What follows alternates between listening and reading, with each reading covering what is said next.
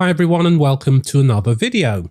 Well, what turned out to be an experiment in using ChatGPT as a dungeon master has really turned into basically a series of videos where I'm actually just playing Dungeons and Dragons. I'm going to continue with part 3 of this. If you've been keeping up with the series so far, every single time I play the game, I learn something new and I adapt the prompt. So if you are interested in using this prompt, you can see a link to it in the description below. So I'm going to jump straight back into the game. Let's do it. Now, a couple of things have changed since we last played. I've picked up a sidekick. Her name's Kayleen, you can see, and we need to investigate a cave, a nearby cave.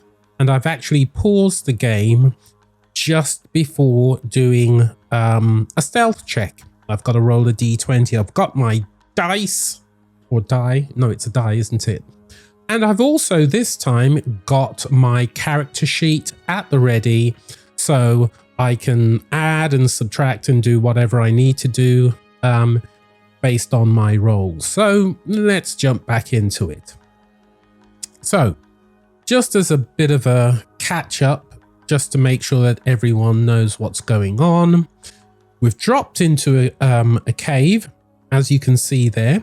You signal Kaylin, and with a nod, and the two of you drop low, moving with care across the slippery rocks. She draws her short sword, keeping low. You ready your torch, but do not light it yet. Let's just get that out of the way so we've got a full screen here. So Kayleen does a stealth check. She gets 17. I've got to roll a d20. I've got my die here, and I have rolled a 14. So I'll just put that in. Let's see what happens.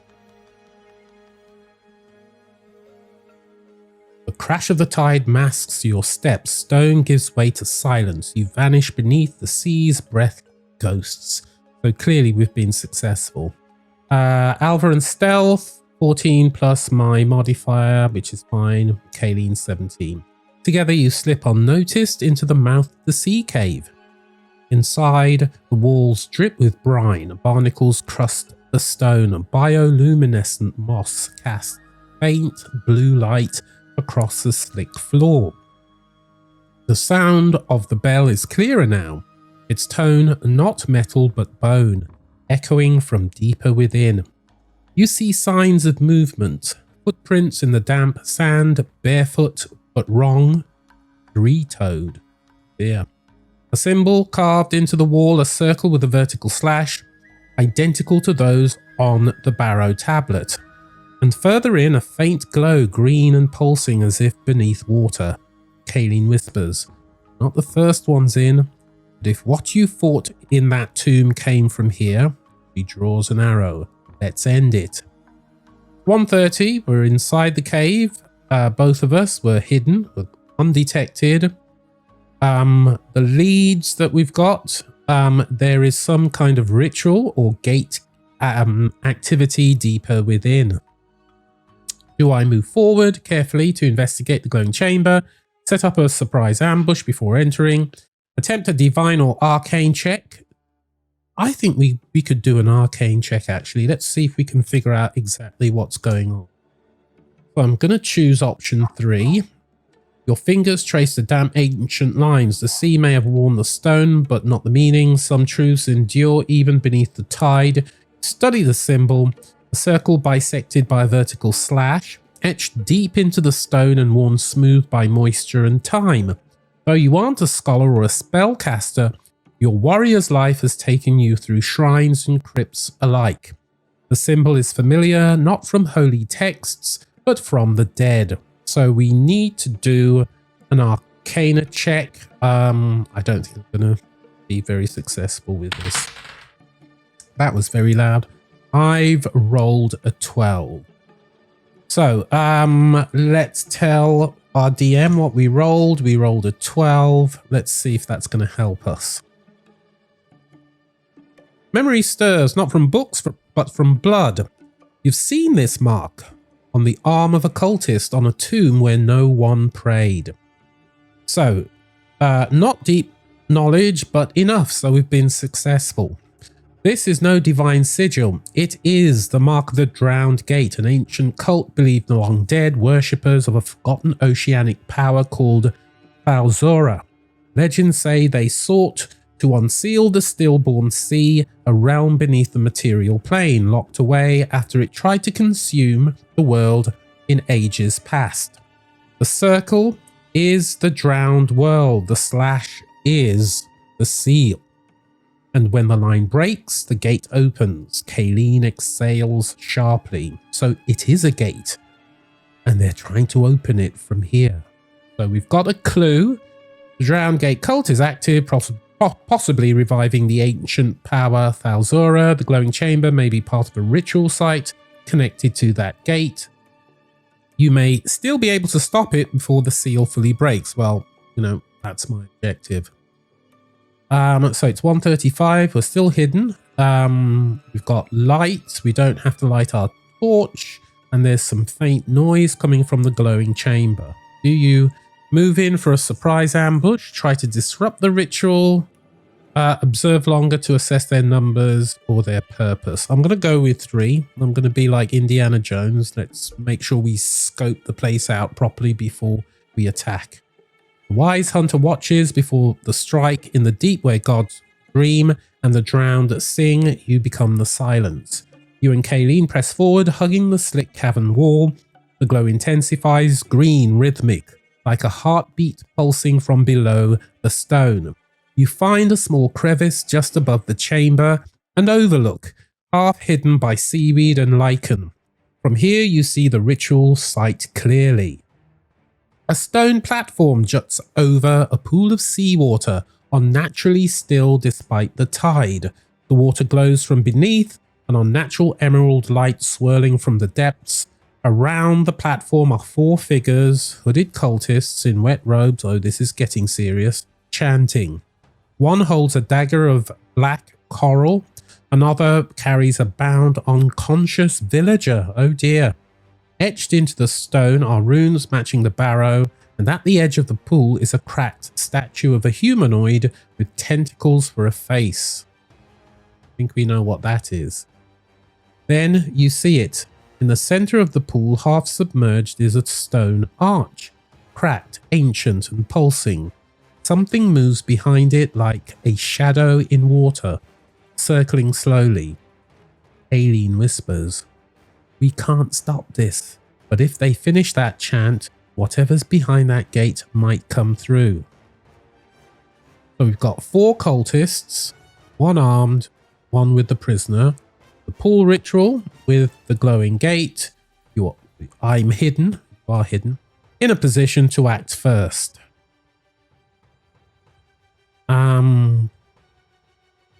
Do we try and disrupt the ritual, rescue the prisoner first and flee with them? We've definitely got to stop the ritual. Choose swiftly. Time and tides wait for no one. I'm going to try and disrupt the ritual because if you disrupt the ritual, presumably they can't use the prisoner. So I'm going to choose number 2 as my option. Fingers crossed. Speak no words, you signal with a glance. Kayleen nods and the strike begins not with steel but with the earth itself. You scan the ledge above the chamber, a hanging sheet of stone crusted with barnacles and moss weakened by time and water. It looms over the cultists and a part of the pool. You wedge your shoulder against the edge, press your boot to the cavern wall and brace. Now I've got to do an athletics check. Do that now. I've got a 9. Will I be able to bring it down? 9 might be a little. Not sure if that's going to work. Stone groans, muscle strain, but fate leans heavy and you are not quite strong enough alone. Oh dear, the slab shifts but not enough. A loud crack echoes through the cave as a chunk of the ledge breaks off, tumbling down, but not the full collapse you hoped for. It slams into the platform, breaking one edge and sending one cultist tumbling into the glowing pool. He screams and is pulled under by something unseen. Whoa. The chanting falters. Chaos erupts. Surprise round triggered. Okay, the cultists are distracted and panicked. One cultist is dead. They were dragged under. Two are scrambling. The leader, holding the dagger, begins to shout in a tongue that hurts your ears. The bound villager is alive on the ground near the edge of the pool. Kayleen draws her bow. We're in it now. Alvarin. So, we've got the surprise round. Declare your action. Do I attack the cult leader, leap down to rescue the prisoner, engage one of the panicked cultists, something else? I'm going straight for the leader. They've got a knife. No words, no mercy, just a warrior's oath. Strike first, strike true, and let the sea weep for what follows. You rise from the ledge, torch light behind you like a halo of flame. The cult leader turns just in time to see you leap down, sword raised. His chant breaks, the dagger of black coral flashes, but the blade comes faster. Roll to hit with your cold banded longsword, a d20 plus 5. Let's see what we get. I rolled a 14, so 14 plus 5, 19. That's definitely going to hit them. The sword arcs. Steel meets madness. The gate shudders, and blood answers steel. So my attack roll of 9 plus 5. I think I did that wrong, actually. That should have been... I already added the 5. Never mind. It was still going to be a hit anyway. So clean, brutal hit. Roll damage. 1d8 plus 3. On a d8 plus 3. Let me know the total. If this is a critical hit, 19 confirmed, but not a natural 20, no bonus dice. If the cult leader is undead, or Fey, the sword's cold effect on critical does not trigger here. So I need my 8. So I'll just roll this one. So, ooh, that was very loud. I rolled a 3. So I'm gonna put 3 there, and it's supposed to do the addition for me. Let's see what happens. The blade bites, not deep, but enough to silence the beginning of the spell, enough to draw blood, enough to make them afraid. So yes, 6 damage to them. The cult leader staggers back, black blood spraying across the stone. His chant breaks off with a choking cough, the dagger of black coral slipping from his grip. He screams in pain with fury. Behind him, the pool flashes violently. The gate's glow dims for a moment. Kayleen's arrow flies from above. I was wondering when she was going to get involved. So she does her attack with 7 damage. One of the panicked cultists collapses, an arrow through the neck. Well done. So that's the end of the surprise round. Proper combat begins. The cult leader is currently damaged. We've got cultist 2 uninjured, charging.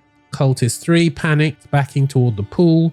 Bound but unconscious. Near the pool's edge is the villager. So we've got Kayleen with her bow. So what's our next move? I'm going to go for the cult leader again. So engage cult leader.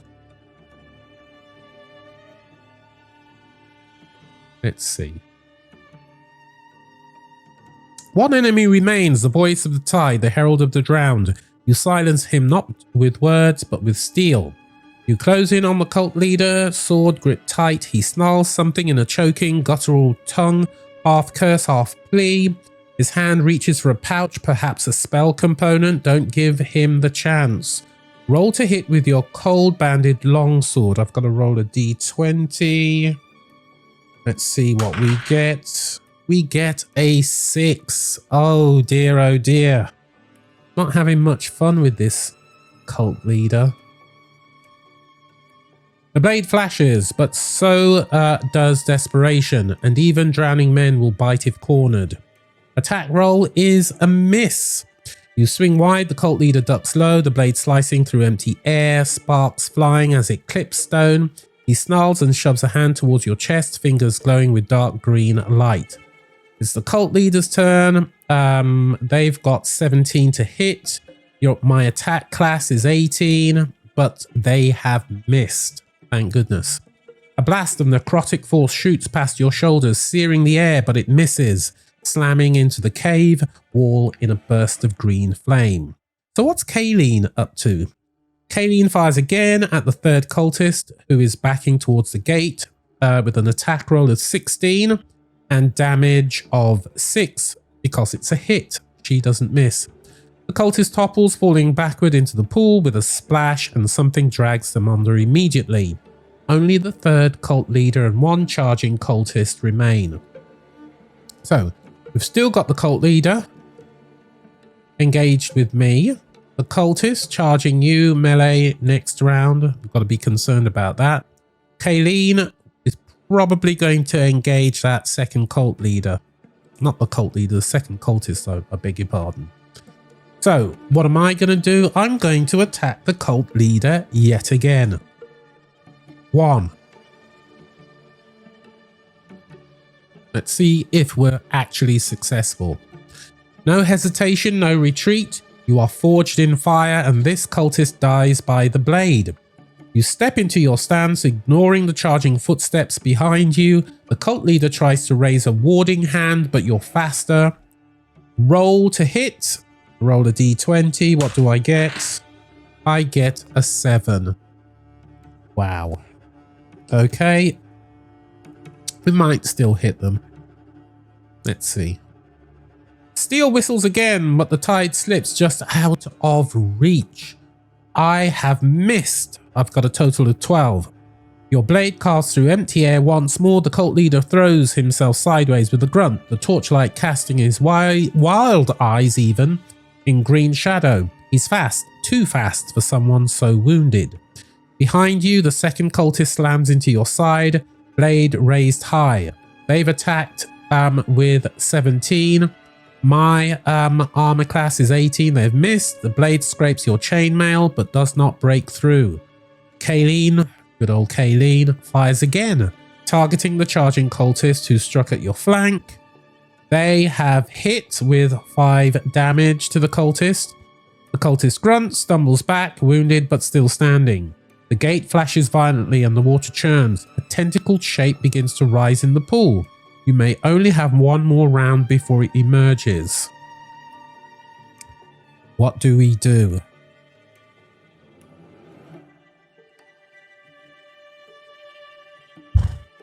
I am wondering.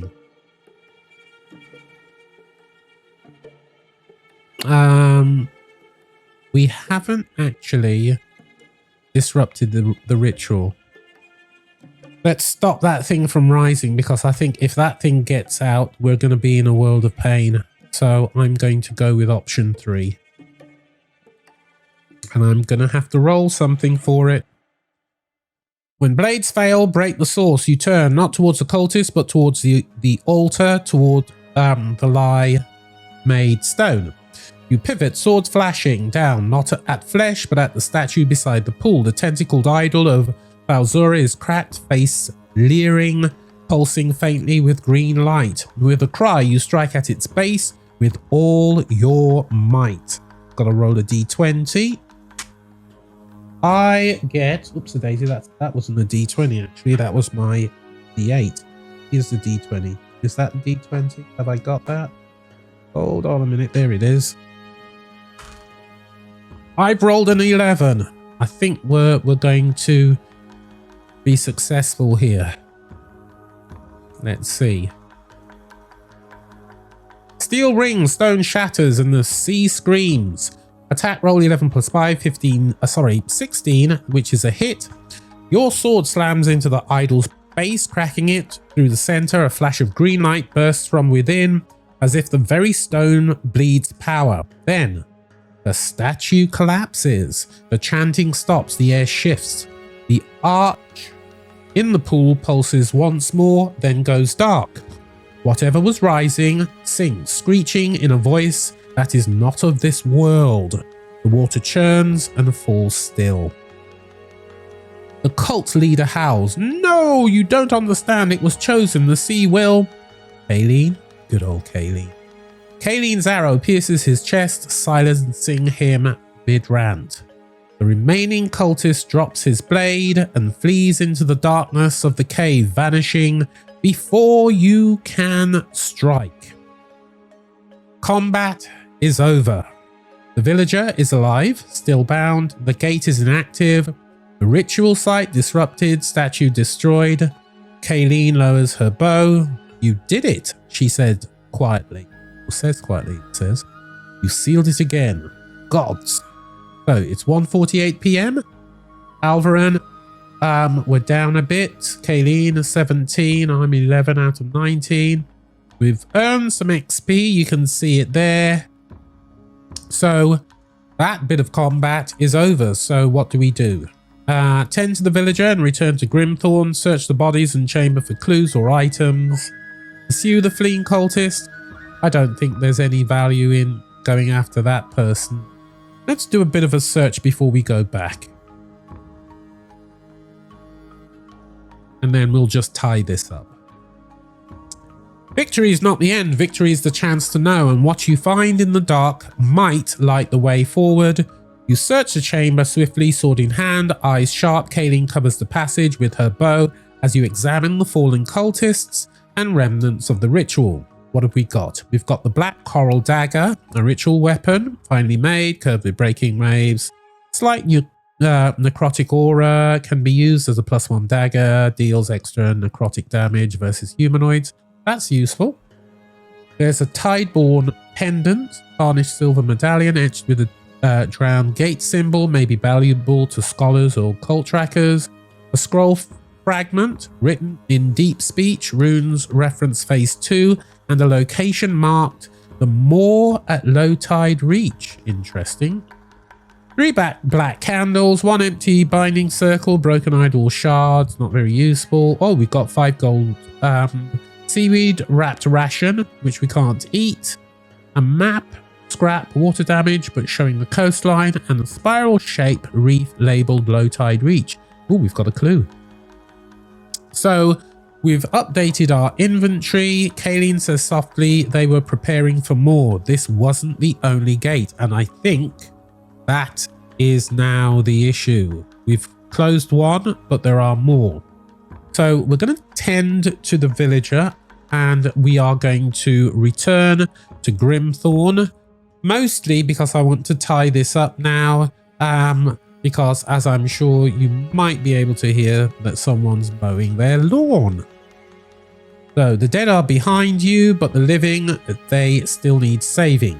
You kneel beside the bound villager, a man in his 40s, mid-40s, battered but breathing.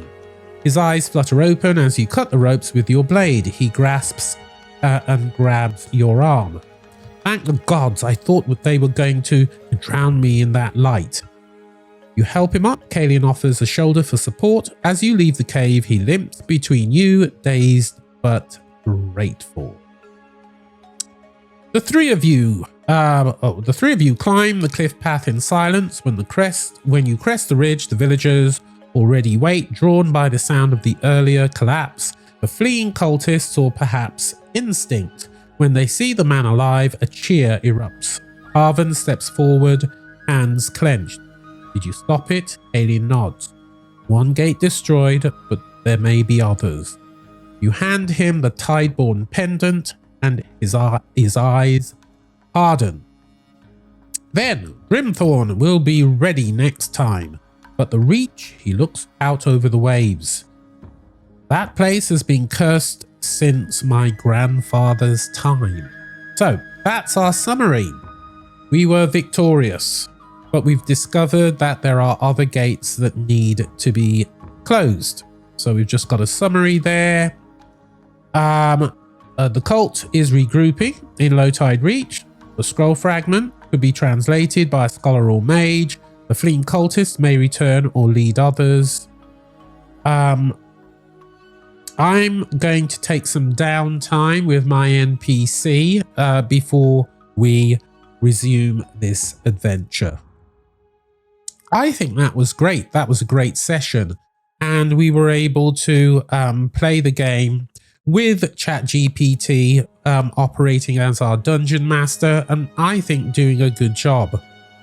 Now, one of the problems we've got with ChatGPT, apparently it doesn't remember a massive amount. So we've got to be careful every phase that we ask ChatGPT to summarize everything, and then we can use that summarize as the beginnings of a new session.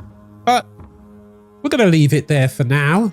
Again, if you've got any questions or comments, you can put them in the chat below and I will respond. So till next time, bye bye.